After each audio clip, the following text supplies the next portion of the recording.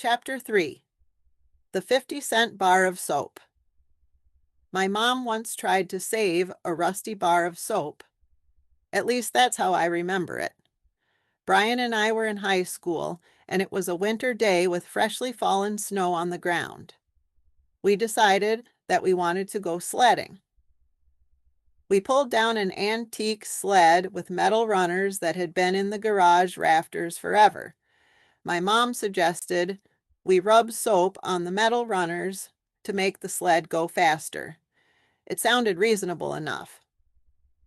So we grabbed a bar of soap and ran it along the rusty metal rails.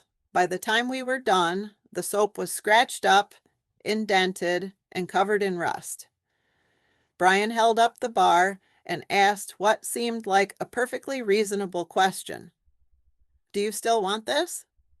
Without missing a beat, my mom replied, "Well, yeah, it's 50 cents a bar." Brian and I laughed. At the time, it seemed ridiculous.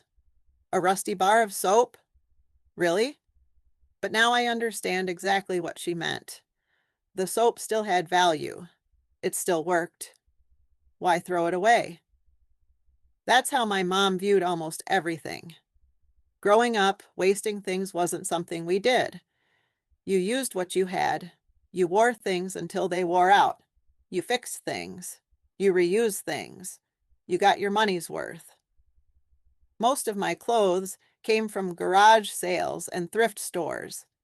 Every once in a while, we'd make a trip to Shopko for something new, but those occasions were rare enough that I still remember them. At the time, I hated it. I wanted what the other kids had.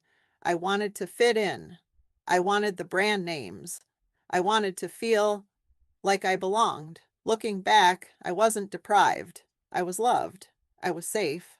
I had everything I truly needed. But children don't compare themselves to what they need. They compare themselves to what everyone else has. My parents weren't trying to teach me scarcity. They were trying to teach me responsibility. The challenge is that children don't always learn the lesson their parents intended. They create stories, and the stories often sound something like this. Saving money is good. Spending money is questionable. Getting a bargain is smart. Paying full price means you did something wrong. Nobody ever said those exact words.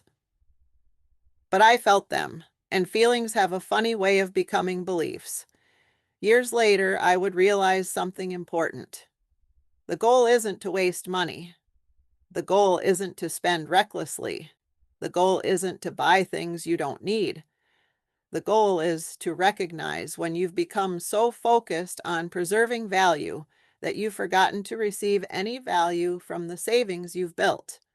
And that may be the most expensive mistake of all.